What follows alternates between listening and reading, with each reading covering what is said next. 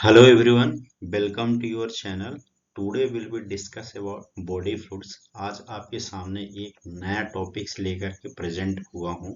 Previous lecture में हमने parasitology को एक्सप्लेन किया था, तो हमने ये सोचा कि आज हम एक और अनदर कोई न्यू टॉपिक लेकर के आपके सामने प्रेजेंट करें।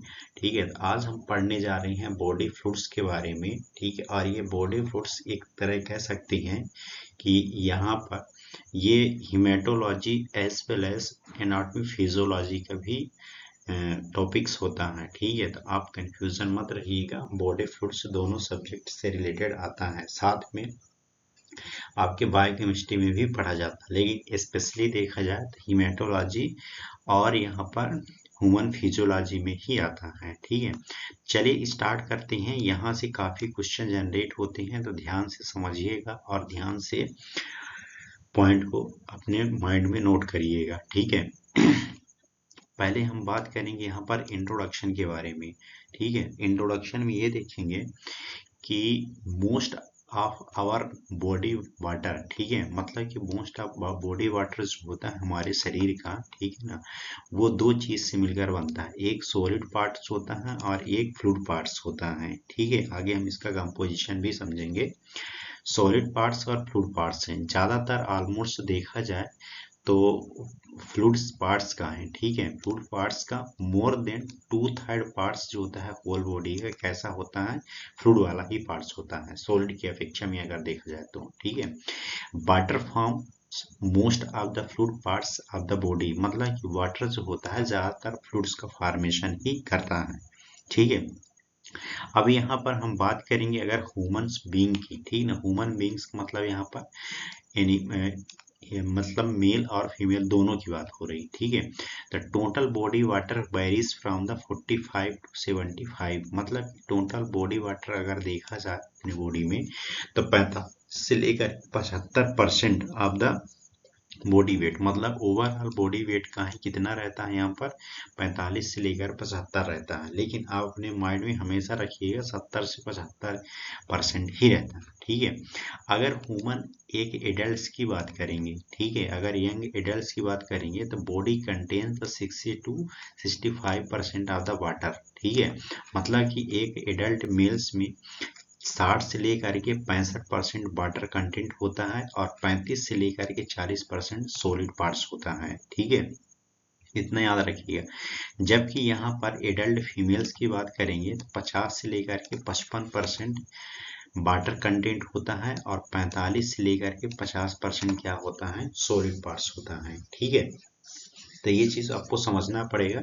दोनों को हमने एक्सप्लेन किया कि एडल्ट मेल्स में कितना वाटर कंटेंट होता है सॉलिड पार्ट्स और एडल्ट फीमेल्स में कितना होता है। क्लियर, अगर स्पेशली अगर फीमेल्स में देखिए तो वाटर इज द लेस। ठीक ना, मतलब कि फीमेल्स में वाटर लेस रहता है। क्यों रहता है, because of the more amount of the subcutaneous adipose tissue. ठीक है, अब यहाँ पर एक इंटरेस्टेड बातें हैं, मतलब कि जो फीमेल्स होती हैं उसमें ज्यादातर सबक्यूटेनियस एडिपोज टिश्यू प्रेजेंट होता है। ठीक है, अब एडिपोज टिश्यू को हम फैटी टिश्यू भी कहते हैं। ठीक है, मतलब आप देखते होंगे कि जो जैसे ठंड का मौसम होता है तो जो लेडीज या कि फीमेल्स होती हैं देखती हैं ठंड के मौसम में मॉर्निंग में ही उठ करके पूरा काम करना स्टार्ट कर देती हैं। उनको मतलब कि ठंड का उतना आभास नहीं होता है। उसके पीछे रीजन क्या है कि subcutaneous adipose tissue amount ज्यादा प्रेजेंट होता है compare to the water content. ठीक है, ऐसा मेल्स में नहीं होता है, ये सिर्फ फीमेल्स में होता है। इन थिन पर्सन, मतलब एक जो कोई पतला व्यक्ति है, ठीक है, मतलब उसकी स्किन वगैरह थिन है, तो water content is the more. ठीक है, मतलब water content is more than that the obese person. ठीक है, समझिएगा पॉइंट। ओबेस का मतलब होता है जो मोटा पर्सन होता है, मोटापा जिसके अंदर होता है, फैट सबसे ज्यादा जम होता है, उसको बोला जाता है ओबेस पर्सन, जिसको ओबेसिटी भी बोलते हैं। ठीक है, उसके कंपैरिजन में अगर एक थिन पर्सन की बात करेंगे जिसमें फैट नहीं है तो उसमें वाटर कंटेंट ज्यादा अमाउंट रहेगा compare to the obese person. ठीक है, ओल्ड एज की अगर यहाँ पर हम बात करेंगे तो water content is decrease due to the increase in the adipose tissue. ठीक है, पॉइंट को समझिएगा। अब यहाँ पर हम पूरे पॉइंट पॉइंट को समझाएं आपको कि ह्यूमन बींग्स में टोटल ओवरऑल कितना होता है, एक एडल्ट में कितना होता है, एडल्ट फीमेल में कितना होता है, ठीक है ना, और थिन पर्सन और मोटे पर्सन में कैसे होता है। ओल्ड एज की बात कर रहे हैं, ये वाटर कंटेंट इसमें जो होता है डिक्रीज रहता है। क्यों? क्योंकि उसमें एडिपोज टिश्यू मात्रा अधिक पाया जाता है, ठीक है। Total quantity of the body water in the average in the human and beings about the 70 kg जी about the 40 litres. That means यहाँ पर ये है कि अगर कोई पर्सन है, ठीक है, उसकी अगर एक हेल्दी पर्सन की अगर बॉडी वेट को मेजरमेंट किया जाए तो वो 70 kg के अकॉर्डिंग रहेगी, ठीक ना।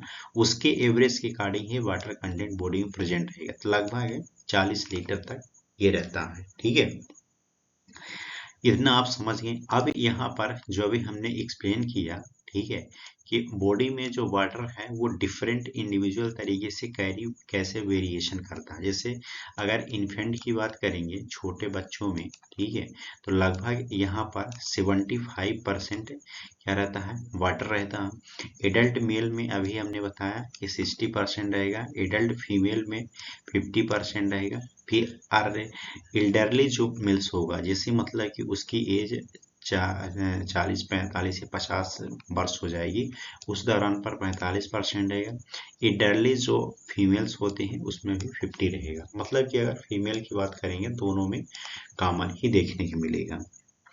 क्लियर? इतना आप समझ गए इसके बारे में, इसको आप जरूर याद रखिए, ये क्वेश्चन यहाँ से जनरेट होते हैं। थोड़ी सी यहाँ पर हम पहले सिग्निफिकेंस की बात करेंगे, इसके डिटेल्स में नहीं जाएंगे, डिटेल्स में जाएंगे तो काफ़ी बड़ा लेक्चर हो जाएगा, इसको अलग से सेपरेट एक लेक्चर तैयार करेंगे, ठीक है। बॉडी सिग्निफिकेंट का मतलब यहाँ पर ये है कि अपने बॉडी में किस तरीके से वाटर को मेंटेन किया जाता है। तो मोस्ट इम्पोर्टेंस जो मेंटेन करने के लिए रिस्पॉन्सिबल होता है वो होता है होमियोस्टेटिस, ठीक है। होमियोस्टेटिस जो होता है एक कांस्टेंट रेंज में हर चीज को मेंटेन करके रखता है, और इसके लिए रिस्पॉन्सिबल नर्वस सिस्टम भी होता है, ठीक है। सेकंड है ट्रांसपोर्ट मैकेनिज्म, मतलब हमारे बॉडी में किस तरीके से वाटर का ट्रांसपोर्ट हो रहा है उसमें, ठीक है। मेटाबॉलिक रिएक्शन में वाटर का इंपॉर्टेंस रोल होता है। Texture of the tissue, tissue का जो फॉर्मेशन होता है, टेक्सचर बनाया जाता है, स्ट्रक्चर जो बनते हैं उसके लिए भी बॉडी में जो फ्लूइड्स वाटर प्रेजेंट वो रिस्पॉन्सिबल होता है। साथ में टेम्परेचर रेगुलेशन, ठीक ना, बॉडी के टेम्परेचर को रेगुलेट करने के लिए ही वाटर सबसे ज्यादा इंपॉर्टेंस रोल प्ले करता है। क्लियर? इतना आप समझ गए। नेक्स्ट यहाँ पर हम ये समझेंगे कि कौन से ऑर्गन में कितने % वाटर कंटेंट प्रेजेंट है। अब थोड़ी सी और हम यहाँ पर डीप जा रहे हैं क्योंकि ये समझना बहुत ही अनिवार्य है। क्लियर? तो किस ऑर्गन में कितने % वाटर प्रेजेंट है इसको भी समझना बहुत जरूरी, क्योंकि यहाँ से भी क्वेश्चन जनरेट होता है, ठीक है।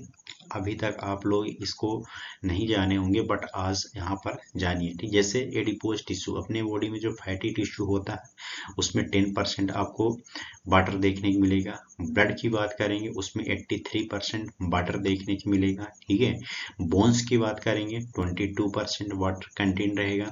ब्रेन की बात करेंगे 75% वाटर कंटेंट रहेगा।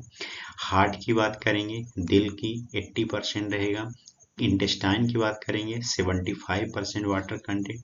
किडनीज में 83%, लीवर में 68%, लंग्स में 79, स्केलेटल मसल्स में 75, स्किन में 70 और स्प्लीन में भी 76। क्लियर? तो इतने यहाँ पर वाटर कंटेंट प्रेजेंट होते हैं कि अलग अलग आयरन में अलग तरीके से, इसको जरूर याद रखिएगा क्योंकि क्वेश्चन यहाँ से भी जनरेट होते हैं। क्लियर? अब यहाँ पर ये समझ लेते हैं कि compartment of the body fluids या कि distribution of the body fluids, मतलब हमारे बॉडी में कितने बॉडी फ्लूइड्स का कंपार्टमेंट है, मतलब कितने तरीके से विखंडित किया गया है, और साथ में किस तरीके से अपने बॉडी में डिस्ट्रीब्यूट है। क्लियर? तो total water is the body about the 40 litre. अभी हमने देखा, ठीक है, अगर 70 kg का कोई व्यक्ति है तो उसमें लगभग 40 लीटर तक वाटर कंटेंट प्रेजेंट रहेगा, ठीक है। टोटल की बात कर रहे हैं यहाँ पर लीटर में, ठीक है ना, नॉट फॉर परसेंटेज।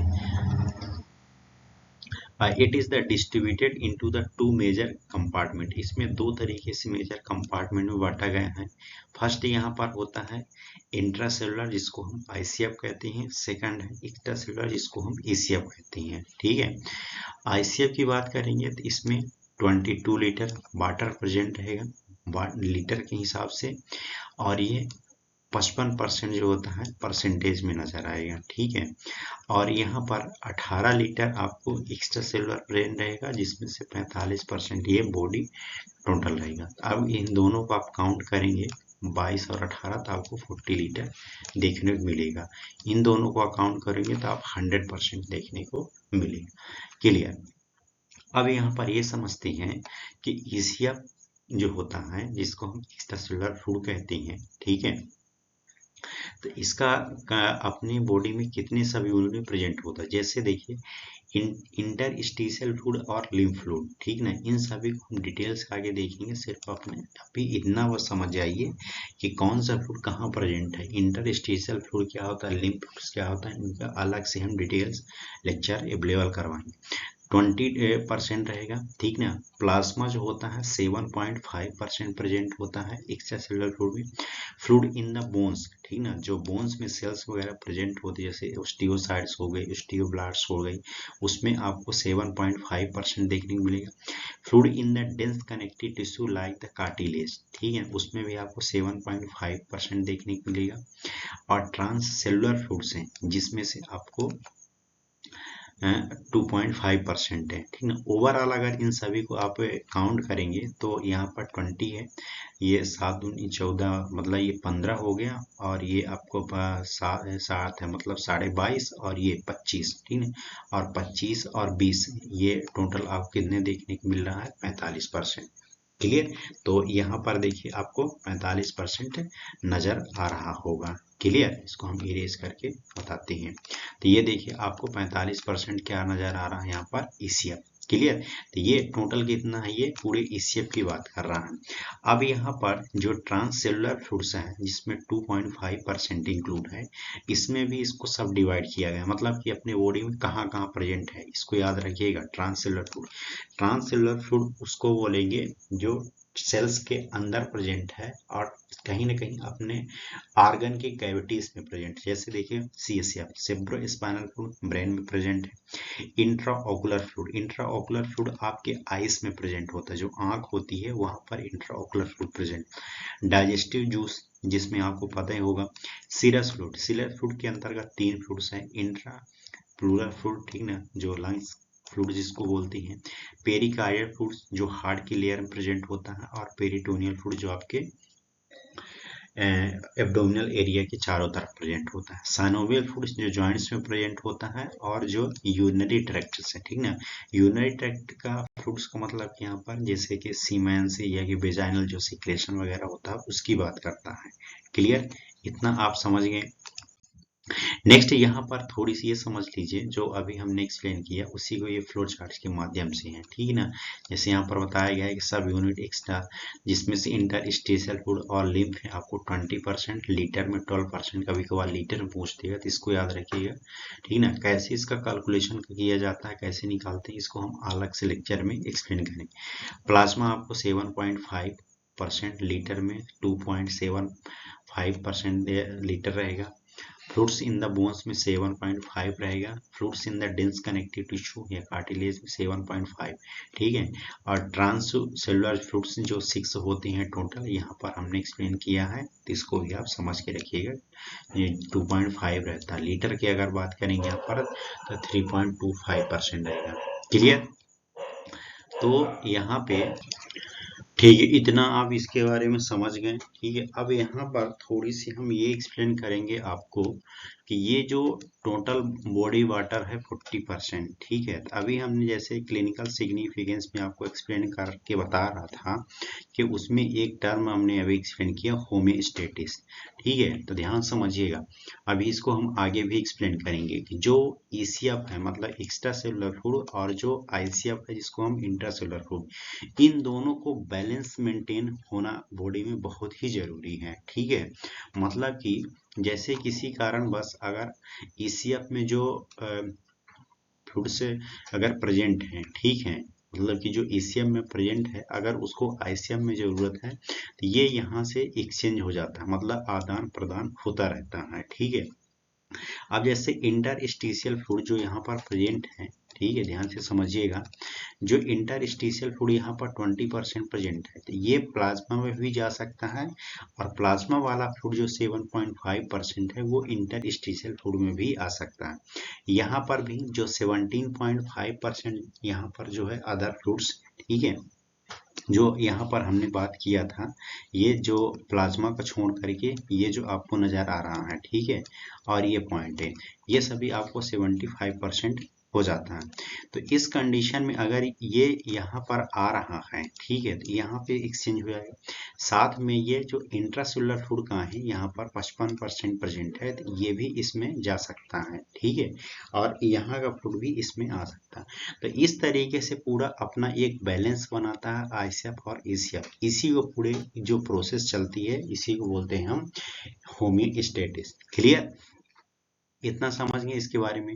अब यहाँ पर इसके हम कंपोजिशन के बारे में समझेंगे, ठीक है, कि body fluids contain the water और सॉलिड। जो हमारी बॉडी होती है दो चीज को कंटेन करती है, वाटर और सॉलिड पार्ट्स को। सॉलिड जो होता है ऑर्गेनिक और इनऑर्गेनिक होता है, इतना अभी आप समझ गए कि वाटर जो था उसके बारे में, ठीक है। तो ऑर्गेनिक जो सबस्टांस होता है जिसके अंतर्गत ग्लूकोज, एमिनो एसिड और अदर प्रोटीन, फैटी एसिड्स, ठीक ना, लिपिड्स, हार्मोन्स, एंजाइम, ये सभी क्या होती हैं, ऑर्गेनिक सबस्टांस, ठीक है, ये सभी क्या है, ऑर्गेनिक सबस्टांस है। जबकि इनऑर्गेनिक के अंतर्गत आपको sodium, potassium, calcium, magnesium chloride, bicarbonate, sulphate, ठीक है, और फास्फेट, ये सभी जो होती हैं इनऑर्गेनिक कंटेंट होती हैं, और जितने भी इलेक्ट्रोलाइट्स होती हैं सभी के सभी ये इनऑर्गेनिक के अंतर्गत आती हैं। क्लियर, इतना कंपोजिशन समझिए। अब यहाँ पर क्वेश्चन ये बनता है कि जो ईसीएफ है और आईसीएफ है, ठीक है ना, तो लार्ज क्वांटिटी में कौन कौन प्रेजेंट होते हैं, और आईसीएफ जो होते हैं वो कितने लार्ज क्वांटिटी में प्रेजेंट होती है। ध्यान समझिए, क्योंकि क्वेश्चन यहाँ से बनता है ईसीएफ और आईसीएफ से। Sodium chloride, bicarbonate, glucose, fatty acid और ऑक्सीजन, ये सभी जो होते हैं लार्ज क्वांटिटी में किसमें प्रेजेंट होती हैं, ईसीएफ में, ठीक है। जबकि आईसीएफ में पोटेशियम, मैग्नीशियम, फास्फेट, सल्फेट और प्रोटीन, ये सभी किसमें प्रेजेंट होते हैं, आईसीएफ के अंतर्गत। तो ये चीज को याद रखना बहुत ही जरूरी, क्योंकि क्वेश्चन यहाँ से भी जनरेट होते हैं, और साथ में पीएच से जनरेट होता है क्वेश्चन। तो ईसीएफ का पीएच याद रखिएगा 7.4 होता है, एल्कलाइन होता है, ठीक ना, जबकि आईसीएफ का जो पीएच होता है वो 7.0 होता है, मतलब ये न्यूट्रल की कंडीशन में रहता है।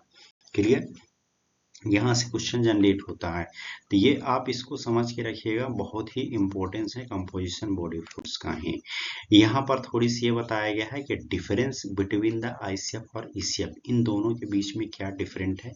तो ये आपको चार्ट में दे रहा हूँ, ये चार्ट को आपको याद करना पड़ेगा, ठीक है, तो याद कर लीजिएगा कि बहुत ही इंपॉर्टेंस है कि sodium, calcium, potassium, magnesium chloride, bicarbonate, phosphate, sulphate, protein, amino acid, glucose, lipids हैं, पार्शियल प्रेशर, ऑक्सीजन, जैसे आप एबीजी टेस्ट करते हैं उसमें भी देखने को मिलता है, partial pressure, carbon dioxide, water और पीएच। तो ईसीएफ में कितने कंटेंट प्रेजेंट होते हैं और आईसीएफ में कितने मात्रा में प्रेजेंट होते हैं, इसको आप याद रखिएगा, क्योंकि क्वेश्चन यहाँ से भी जनरेट होते हैं। क्लियर, तो it was all about today lecture. Thank you so much. आप लेक्चर को ध्यान से देखिए, आपके माइंड में किसी प्रकार का क्वेश्चन अगर जनरेट होता है तो आप कमेंट बॉक्स में हमको बताइए, सपोर्ट करिए, चैनल को सब्सक्राइब करिए, और जो आपको टॉपिक चाहिए तो आप मुझे बताइए, हम वो टॉपिक आपको अवेलेबल करवा देंगे, ठीक है। और साथ में आपको अगर मेरे से कांटेक्ट करना है तो डिस्क्रिप्शन में लिंक दिया है व्हाट्सएप में, उससे जुड़िए, और साथ में मोबाइल नंबर दिया गया है, उसमें आप कांटेक्ट करके अपनी क्वेरी को बता सकते हैं। क्लियर, तो आज के लिए इतना ही। Thank you so much.